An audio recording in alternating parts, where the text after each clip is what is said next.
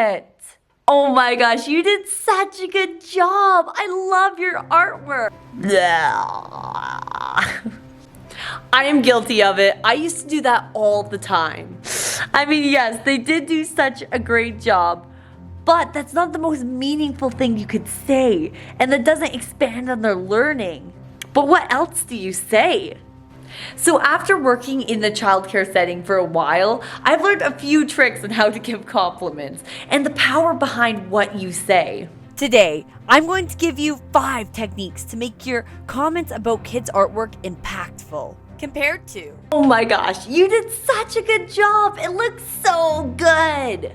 Okay, but what did I do good? Like, what is it? Like, what should I do more of? What should I do less of? And do I like it? And the reason why is because, yes, you are complimenting their artwork, but they're not sure why. For example, if I was just to say, good job, you did such a good job, and then I was to look at this more detailed one and to say the exact same thing, oh my gosh, you did such a good job. That doesn't tell them what the difference is between this piece and this piece.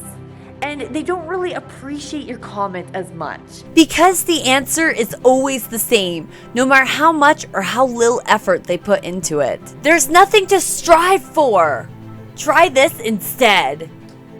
Number 1, point out what they did. Whoa, what I really admire about this piece is not only did you color it, but you added feathers on and other textures and even googly eyes that move. That is so cool. Whoa, look at the way you splattered this across the side. I just love all the different colors and how it's smeared together. That is really cool. Kapow! Nice job hitting that subscribe button. Did you hit because you want more content about teaching kids and making a difference in their life? Number 2, ask questions, especially if they're open-ended questions. A kid runs up to you and says, what do you think of my drawing? Do you know what it is? Ah! But don't worry, I got you covered. As you can tell, it clearly says subscribe.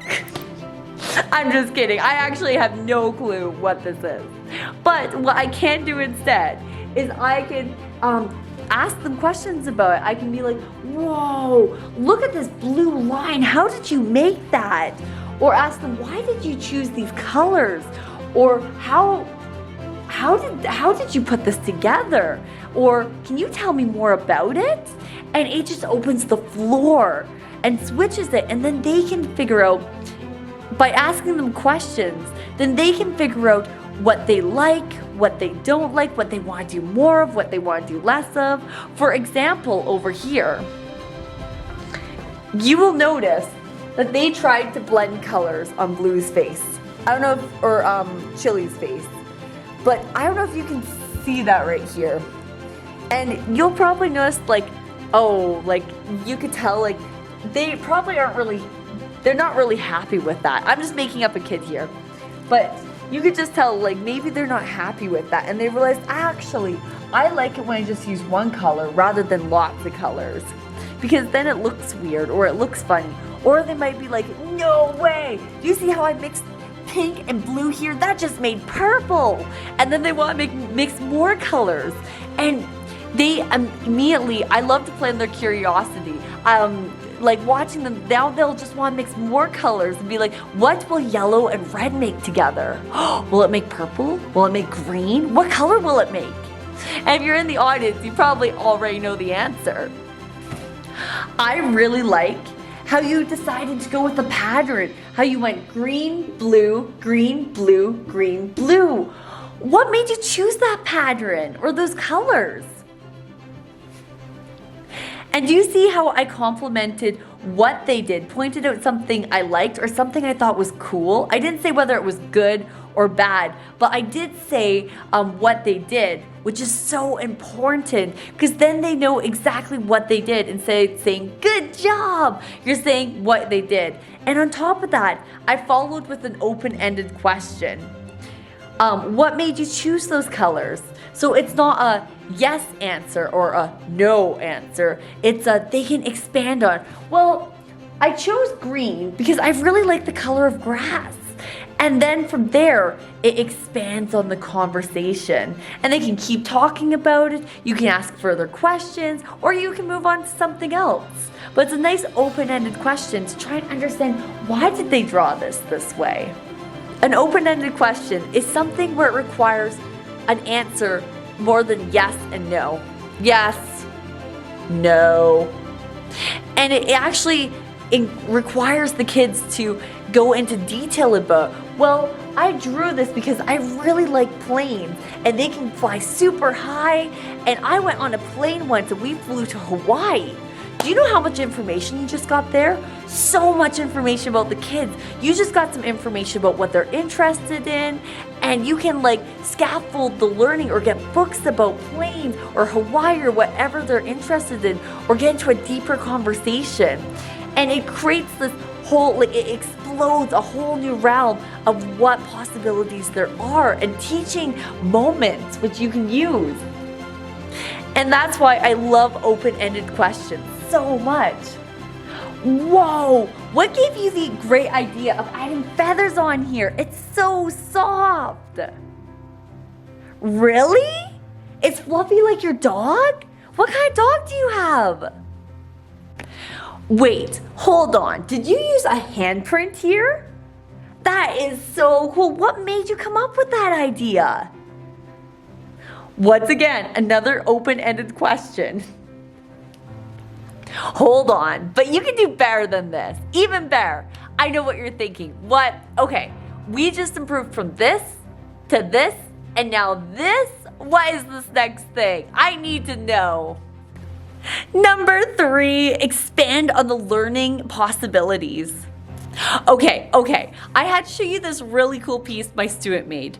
But first, you have to know this student is super shy. And I'm always like trying to like dig in and figure out what he's interested in so I can make the learning more interesting for him. And so we were doing clay, and he created the shark with like lots of different teeth. Look at that, because sharks are constantly losing and gaining teeth. And then he added these little fish beside cleaning the shark. And I'm just like, that's brilliant. And even the fins, the details, where he knew where everything went. I had no idea this kid was so fascinated about sharks. And so that leads me on to point number 3, scaffolding the learning.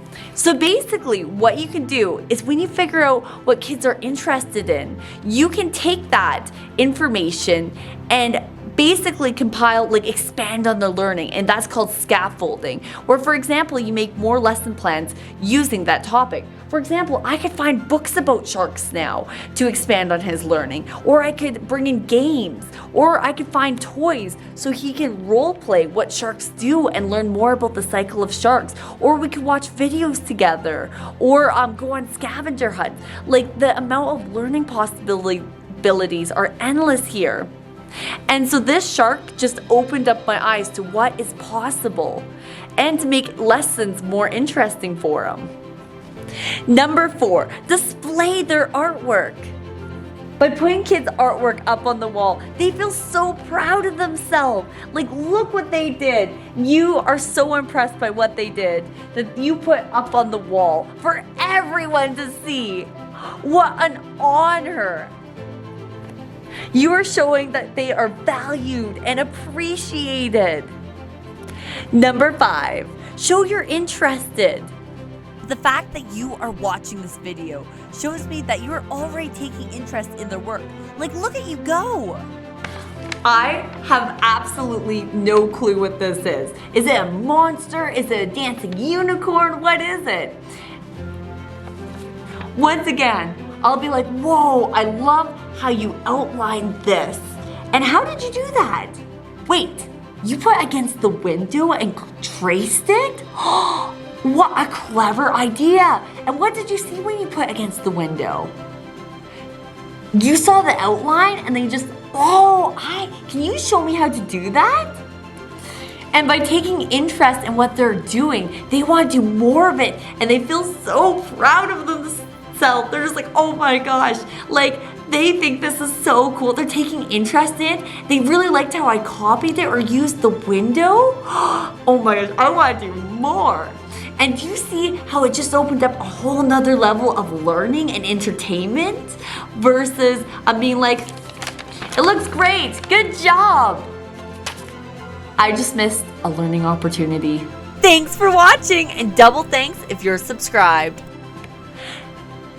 If you liked this video, you might like this one. Whoa, you used so many colors in here. Look at them all. Should we count them together?